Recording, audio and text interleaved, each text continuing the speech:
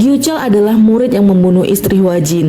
Malam pada waktu itu, istri Hwajin berlari menuju ke sekolah menemui Gyuchol dalam kegelapan. Dan di sanalah tiba-tiba Gyuchol menusuknya menggunakan gunting yang membuat istri Hwajin kritis dan akhirnya meninggal dunia. Dalam pengakuannya, Gyuchol menganggap Bu Choi adalah satu-satunya orang yang dewasa yang baik kepadanya. Namun entah kenapa ia malah membunuh Bu Choi.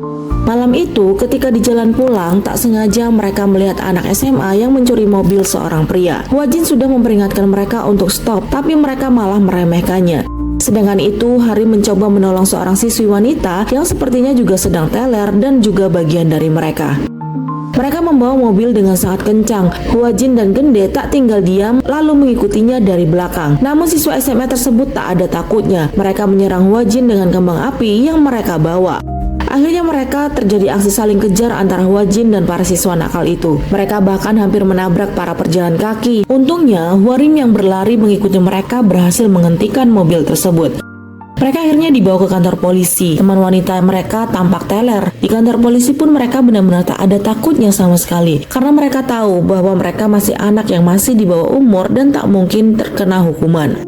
Mereka hanya perlu mengabari guru mereka untuk menjamin kebebasan mereka. Polisi pun tak bisa berbuat banyak karena memang mereka masih anak-anak di bawah umur. Padahal katanya mereka sudah sering keluar masuk kantor polisi karena berbagai macam kejahatan yang mereka buat. Hwajin, Harim, dan Gende benar-benar geram. Ia merasa anak-anak itu benar-benar tak tahu malu. Dan parahnya lagi, mereka malah dilaporkan balik oleh anak-anak SMA tersebut atas dasar kekerasan kepada anak di bawah umur. Untungnya, Menteri Choi segera datang menjemput mereka. Mereka benar-benar seolah tak ada kapoknya. Di depan kantor polisi pun mereka masih berulah. Dan melihat hal tersebut, Menteri Choi langsung meminta Hwajin untuk bertindak. Keesokan harinya, Hwajin datang ke sekolah mereka. Ia menemui anak-anak nakal itu. Ia meminta mereka untuk menuliskan tentang kendala mereka selama di sekolah. Sedangkan Harim bertugas menanyakan ke teman-teman mereka apakah mereka pernah dijahati oleh Minjung dan juga anak-anak yang lain. Namun mereka semua menjawab tidak. Namun ada satu siswa yang menghilang, yaitu Yujin, siswa yang malam itu ada bersama Minjung dan juga yang lain.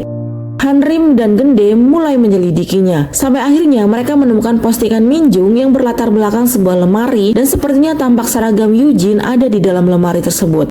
Harim dan Gende langsung berlari mencarinya dan benar saja ketika dibuka lemari tersebut, Yujin ada di sana. Keadaannya sangat memprihatinkan. Namun ia tak mau banyak cerita sampai akhirnya Harim murka dan membongkar tasnya.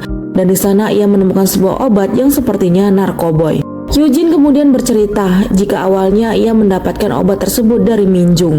Katanya itu adalah obat diet dan Minjung memberikannya secara cuma-cuma. Namun lama-kelamaan Yujin menjadi ketergantungan. Jika ia tak meminum obat tersebut, badannya akan terasa gelisah. Dan setelah sekali diberi, Minjung mulai mematok harga. Dan setiap harinya harga tersebut berubah dan semakin naik. Yujin benar-benar menderita karena obat itu. Badannya penuh luka akibat cakarnya sendiri karena telat minum obat tersebut. Sampai akhirnya karena tak punya uang, ia bekerja untuk Minjung bersama teman-temannya yang lain. Agar bisa mendapatkan obat itu, ia ditugaskan untuk mengantarkan obat-obatan kepada para pelanggan. Tak hanya itu, Minjung juga tak segan-segan untuk memukuli teman-temannya yang ia rasa membuatnya kesal. Yujin benar-benar ada di titik lelahnya dan akhirnya ia sempat melaporkan hal tersebut kepada polisi. Namun nyatanya mereka tetap bebas dan kembali lagi ke sekolah karena memang nyatanya mereka masih di bawah umur. Bahkan setelah kejadian itu, Minjung memperlakukannya lebih parah karena ia tahu Yujin yang melaporkan mereka ke polisi. Makanya ia sampai dikurung di lemari tersebut. Harim meminta Yujin untuk bersaksi di kantor polisi, namun ia sudah tak percaya lagi. Ia takut kejadian sebelumnya terulang kembali, dan ia berpikir bahwa itu semua akan berakhir hanya jika dia mati. Namun Harim mencoba menguatkannya. Ia berjanji BPHP akan melindunginya. Tak tunggu waktu lama, Harim langsung mendatangi Hwajin yang sedang bersama mereka. Ia memberitahu Hwajin bahwa anak-anak tersebut tak hanya nakal, ia bahkan membuat teman-temannya menjadi pecandu dan membuat mereka menjadi seorang kurir narkoba. Namun respon mereka benar-benar membuat Hwajin dan Harim sangat kesal. Mereka benar-benar mengakui hal tersebut secara terang-terangan karena mereka tahu mereka tidak bisa dipidana sehingga mereka meremehkan Hwajin dan juga Harim. Namun Hwajin tak tinggal diam. Pulang sekolah ia sampai melepaskan anjing pelacak untuk menggiring mengejar mereka dan memasukkan mereka ke dalam satu mobil lalu membawa mereka untuk diberi pelajaran yang sesungguhnya. Hua-jin membawa mereka ke penjara yang katanya mereka tidak bisa dipenjara karena masih di bawah umur. Namun bagi Hua-jin tidak ada yang tidak mungkin. Mereka yang awalnya meremehkan karena merasa kebal hukum hanya karena di bawah umur, kini Hua-jin membantah itu semua. Ia benar-benar memasukkan mereka ke dalam penjara, melakukan semua hal layaknya narapidana. Rambut mereka bahkan dicukur habis layaknya narapidana asli. Bahkan sebelum masuk, mereka menjalani beberapa pemeriksaan yang bahkan tak bisa mereka tolak.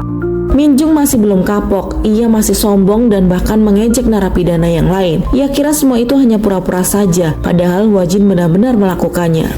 Mulai hari itu, mereka diharuskan mengikuti semua jadwal yang telah disiapkan oleh Hua-jin, mulai dari membersihkan lantai, olahraga, hingga belajar ketat. Mereka benar-benar kewalahan dengan rutinitas mereka yang sangat padat. Bahkan mereka berada di satu penjara dengan para penjahat kelas kakap termasuk pembunuh. Ketika di kantin, Hua-jin dengan sengaja memberi mereka jatah banyak sosis sehingga yang lain tak kebagian dengan alasan mereka masih di bawah umur. Alhasil itu membuat para preman itu murka dan mengintimidasi mereka. Dan itulah tujuan Hua-jin sebenarnya. Setelah makan, mereka juga diminta untuk membantu di bagian cuci piring bersama dengan salah satu narapidana lain. Di sana mereka diajari dengan sesama cara mencuci piring yang berminyak. Namun tiba-tiba Minjung berulah. Ia menyerang rekan tahanan mereka. Minjung berharap dengan adanya kasus tersebut akan membuat Hua-jin memberitahu orang tua mereka.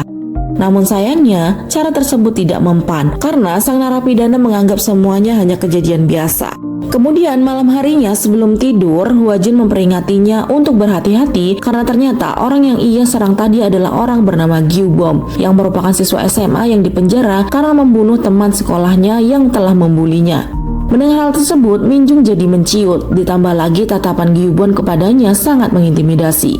Hari berikutnya ia melihat Gyubom mengambil sebuah sendok dan menyembunyikannya, hingga kemudian terjadilah pemeriksaan kamar karena hilangnya sebuah sendok tersebut. Karena di penjara, sendok merupakan alat yang sangat berbahaya karena bisa digunakan untuk menusuk siapapun ataupun melakukan bunuh diri. Minjung yang ketakutan mengadu bahwa dia melihat Gyubom mencuri sendok tersebut.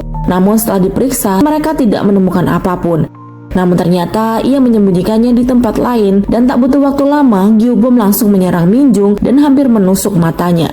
Minjung menangis karena ketakutan, bahkan ia sampai mengompol. Namun ia tidak bisa berbuat apa-apa. Keesokan harinya, para orang tua murid yang mengetahui bahwa anak-anak mereka di penjara melakukan protes di depan kantor Menteri Choi. Mereka mengatakan bahwa mereka akan menuntut karena telah memenjarakan anak di bawah umur. Namun Menteri Choi hanya meminta mereka untuk datang ke aula sekolah keesokan harinya. Di aula sekolah, mereka dipertemukan dengan anak-anak mereka yang masih menggunakan baju tahanan. Mereka marah dan meminta anak-anak mereka dibebaskan. Lalu Hua-jin menjelaskan bahwa anak-anak mereka mengedarkan narkoba di sekolah. Namun Minjung menyangkalnya sampai akhirnya Hua-jin menjejalkan pil itu ke mulutnya, yang langsung membuatnya panik dan mengakui bahwa itu bukanlah pil biasa. Dan akhirnya ia mengakui perbuatannya. Sang ibu yang masih terus coba membela meminta maaf kepada tim BPHP dan lagi-lagi meminta mereka membebaskan anak-anak mereka. Namun lagi-lagi Hua-jin menampilkan bukti di mana anak-anak mereka mendapatkan banyak uang dan membuat teman-teman mereka menderita. Dan sudah tugas BPHP untuk menyadarkan mereka jika orang tua sudah tak sanggup lagi mendisiplinkan mereka. Para orang tua hanya bisa terdiam. Mereka benar-benar syok. Sekalipun anak-anak itu memohon ampun dan berlutut, Hua-jin tidak memaafkannya karena seharusnya mereka meminta maaf kepada Yujin, salah satu orang yang sudah mereka hancurkan. Namun sayangnya Yujin tak mau memaafkan perbuatan mereka yang sudah membuatnya menderita, bahkan kesulitan untuk bernafas selama ini. Padahal ia hanya ingin bersekolah dan bernafas dengan lega. Karena Yujin tidak memaafkan, akhirnya mereka dikembalikan lagi ke penjara agar mereka lebih sadar. Kini Yujin benar-benar lega. Ia merasa bersyukur bisa hidup dengan tenang dan belajar normal di sekolah. Kini Minjung benar-benar merasakan apa yang dirasakan Yujin selama ini. Dan ternyata Gyubom adalah bagian dari rencana Hua-jin. Ia sengaja menggunakan Gyubom untuk membuat Minjung trauma.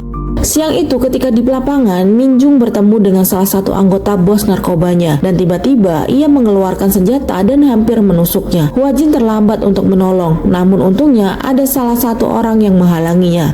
Dan ternyata dia adalah Gyuchol, siswa yang telah membuat istri Hua-jin kehilangan nyawanya.